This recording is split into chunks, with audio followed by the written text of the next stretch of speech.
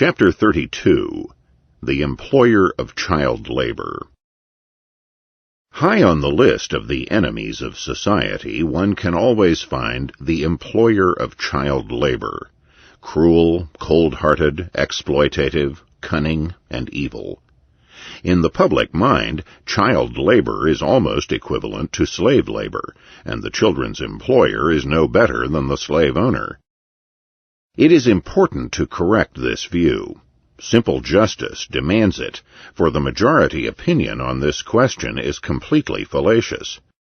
The archetypical child labor employer is as kindly, benevolent, and filled with the milk of human kindness as anyone else. Moreover, the institution of child labor is an honorable one, with a long and glorious history of good works. And the villains of the piece are not the employers, but rather those who prohibit the free market in child labor. These do-gooders are responsible for the untold immiseration of those who are thus forced out of employment. Although the harm done was greater in the past, when great poverty made widespread child labor necessary, there are still people in dire straits today.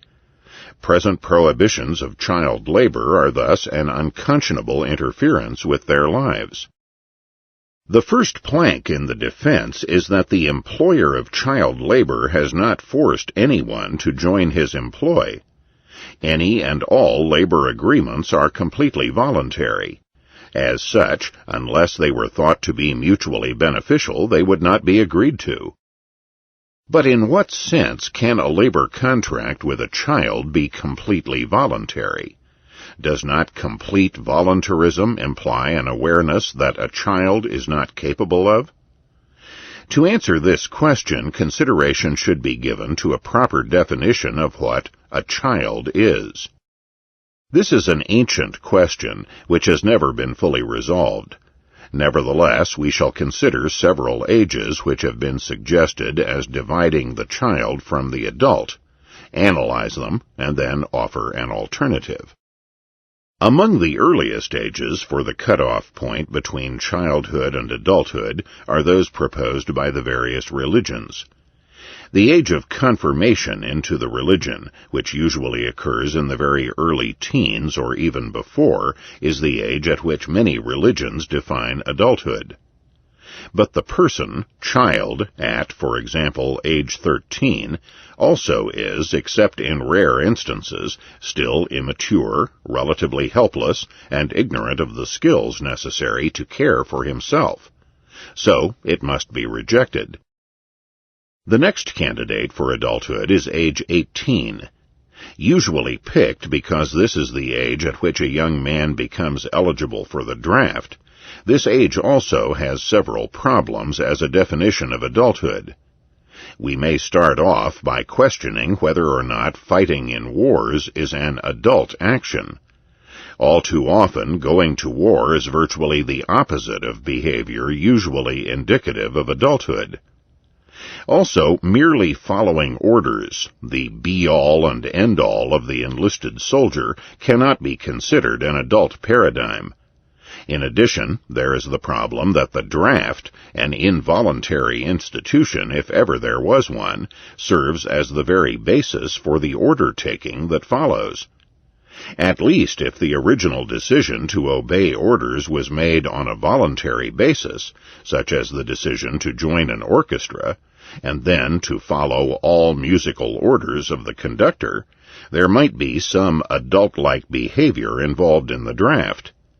However, based as it is on original involuntarism, even so much cannot be said for the 18-year-old draftable age. Another problem with the 18-year cutoff point is that the original reason for our search was the fear that a mere child would be unable to make voluntary contracts on his own. How then can we base such an age on a patently involuntary institution such as the draft? Perhaps the latest candidate for adulthood is the voting age, 21 years old. But even this is open to harsh criticism. There is first the problem that several, if not many, 10-year-olds have a greater grasp of political, social, historical, psychological, and economic factors, presumably the factors that enable one to vote wisely, than do many people over the age of 21. One would then think that if this were true, there would be some recognition of the fact in the form of a movement to enfranchise all bright 10-year-olds, or rather, all bright children of any age. But this would defeat the original goal of allowing only adults to vote. Through this circularity of reasoning, we can see that the age of 21 is only an arbitrary cutoff point. We can likewise see all other arbitrary definitions of adulthood to be without merit. What is needed is not an arbitrary age limit which will apply to all people regardless of ability, temperament, and behavior, but rather a criteria which can take all these qualities into account. Moreover, the criteria should be consistent with the libertarian principle of self-ownership of property, namely, homesteading. What is wanted is an application of the principle of homesteading, which establishes self-ownership and ownership of property, but applied now to the perplexing problem of when a child becomes an adult. Such a theory has been put forth by Professor Murray N. Rothbard. According to Rothbard, a child becomes an adult not when he reaches some arbitrary age limit, but rather when he does something to establish his ownership and control over his own person, namely, when he leaves home and becomes able to support himself. This criteria, and only this criteria, is free of all the objections to arbitrary age limits. Moreover, not only is it consistent with the libertarian homesteading theory, it is but an application of it. For by leaving home and becoming his own means of support, the ex-child becomes an initiator, as the homesteader, and owes his improved state to his own actions. The theory has several implications. If the only way a child may become an adult is by picking himself up and establishing such adulthood of and by his own volition, then the parent has no right to interfere with this choice. The parent cannot, then, forbid the child from leaving the parental household. The parent has other rights and obligations over the child as long as the child remains in the house of the parents. This accounts for the validity of the oft-heard parental order, as long as you're in this house, you'll do things my way. But the one thing the parent cannot do is forbid the child's departure. To do this would be to violate the volitional aspects of growing up from a child to an adult. It should be noted that this theory of the passage from childhood to adulthood is the only one consistent with the problem of mental deficiency. According to the specific arbitrary theories of adulthood, a mental incompetent aged 50 ought to be considered an adult, even though he manifestly is not. These theories then come up with further arbitrary ad hoc exceptions to fit the case. But the mental incompetent is no embarrassment to the homesteading theory. Since he has not been able to seize ownership and adulthood of and for himself, the mental incompetent of whatever age is simply not an adult. The most important implication of the homesteading theory of adulthood is, of course, the one regarding the prohibition of so-called child labor, where a child is defined as someone with less than a certain arbitrary number of years. For this prohibition of so-called child labor, as in the case of parental interference with the child's decision to leave home, will effectively remove the possibility of voluntarily becoming an adult. If a person of tender years is effectively prohibited from working, the option to leave home and to support himself is removed from him, He is then excluded from homesteading his own adulthood, and must perforce wait until the arbitrary number of years defining adulthood has been reached. However, the adult homesteading theory does not require employers to hire young persons who are trying to establish their adulthood. It is, of course, true that unless some employer hires such a person, he will find it as difficult to become an adult as in the case where his parents forbade his departure, or the government prohibited it. But the key difference is that the voluntaristic nature of the passage from childhood to adulthood will not be infringed upon by employers refusing to hire young people. This is so because true voluntarism requires voluntary action on the part of both parties to an agreement. The employer as well as the employee must agree. In any case, since there can be no positive obligations unless the individual himself contracts for them, and the employer has made no advance commitment to employ the youngster, there is no moral obligation on the part of the employer. Employers will, of course, employ young people when they feel it is to their advantage to do so, as they have always done when not prohibited by law. Not only is it important to end prohibitions of employment of children for the sake of their peaceful and voluntaristic transition into adulthood, it is also of overriding importance to the small but growing kid liberation movement. The prohibition against job opportunities will have to be ended if children are to be truly liberated from their parents while in residence in the parental abode. Of what value is the right to leave the family household and seek a living outside if a youngster is prohibited from supporting himself?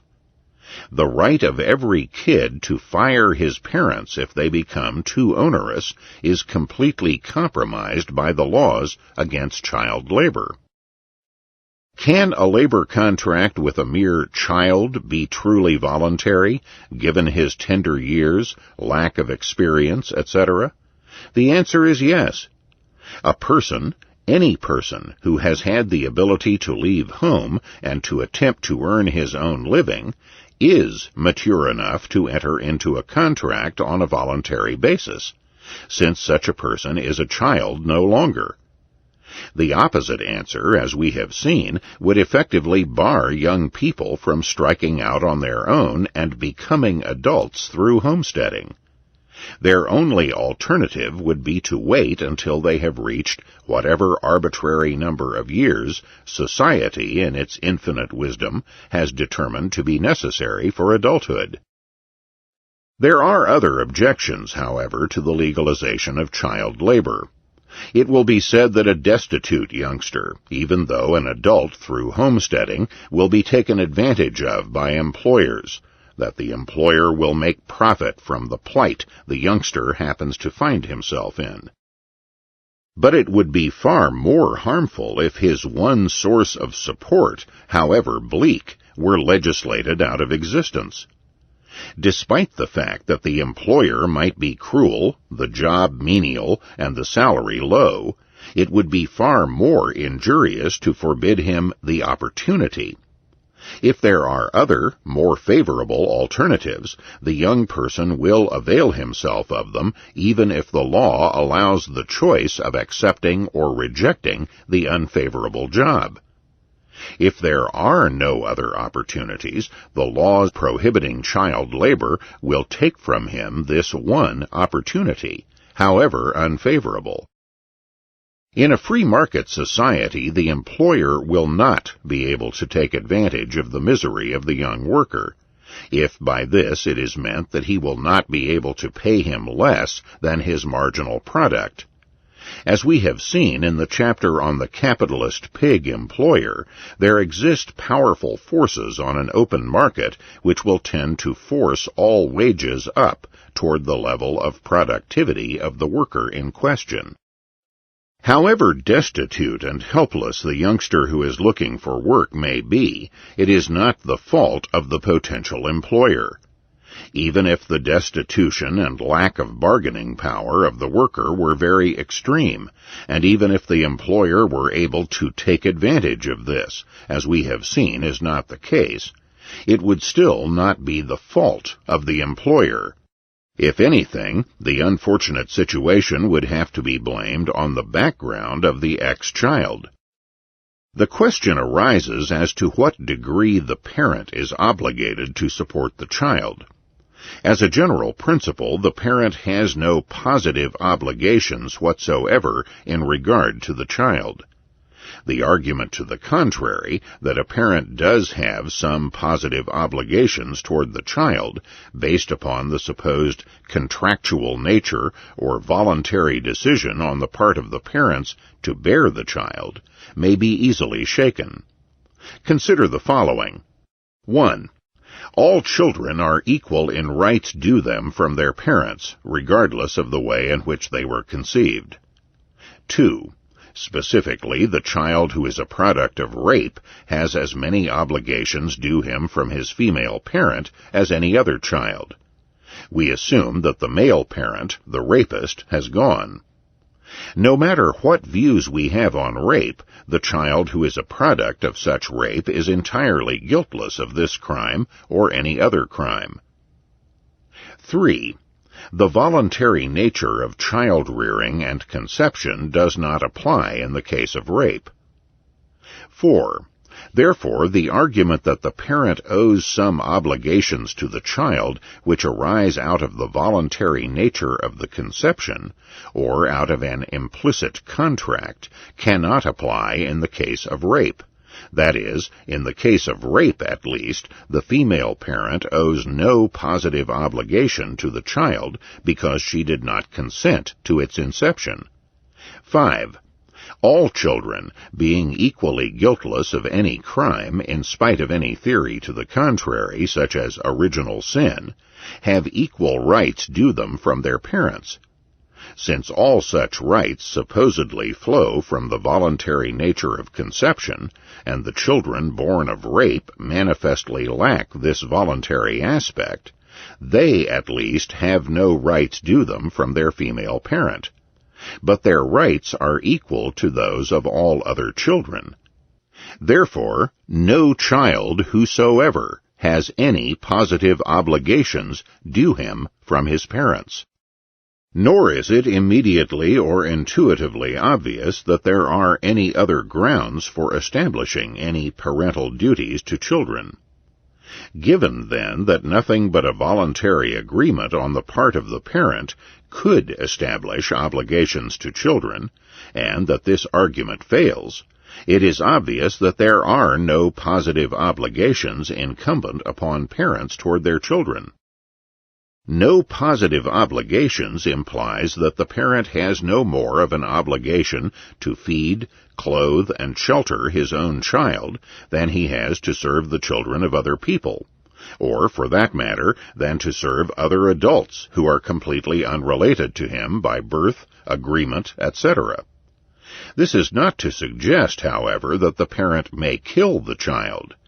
Just as the parent has no right to kill the children of other parents, he has no right to kill his own children, or rather, children he has given birth to.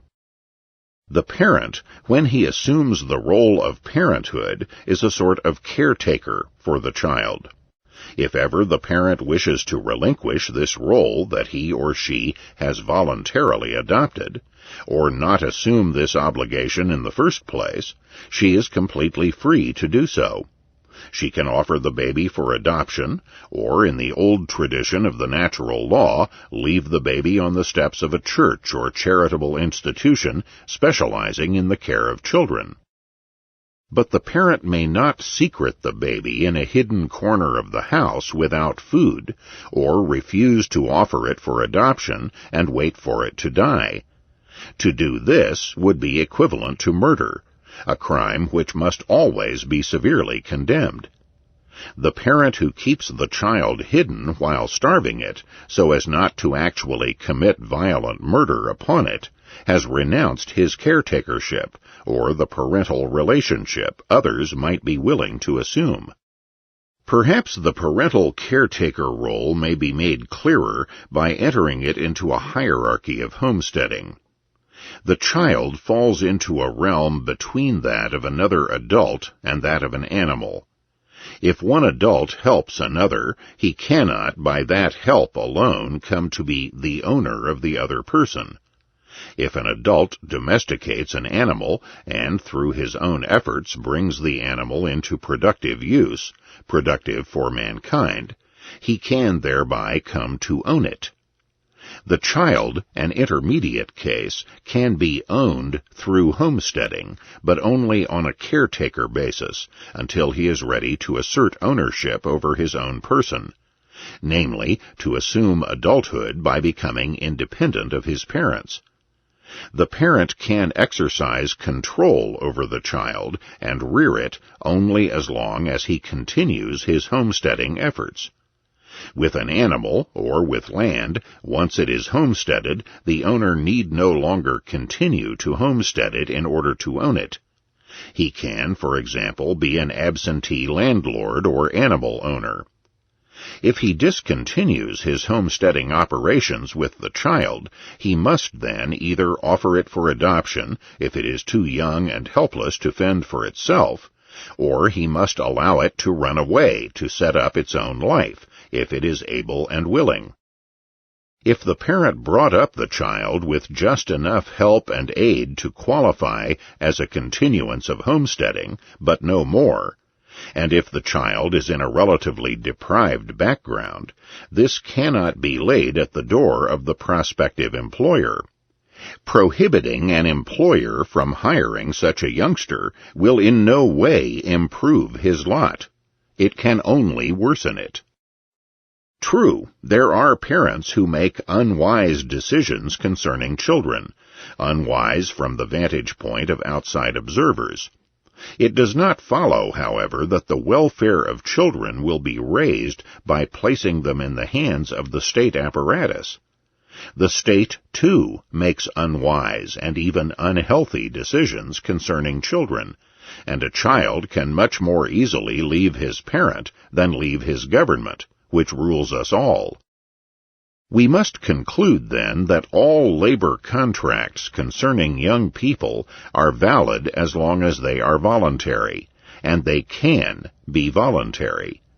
Either the young person is an adult, whatever his age, who has earned his adulthood and hence is able to consent to contracts, or else he is still a child and is able to work on a voluntary basis through the intermediation of parental consent.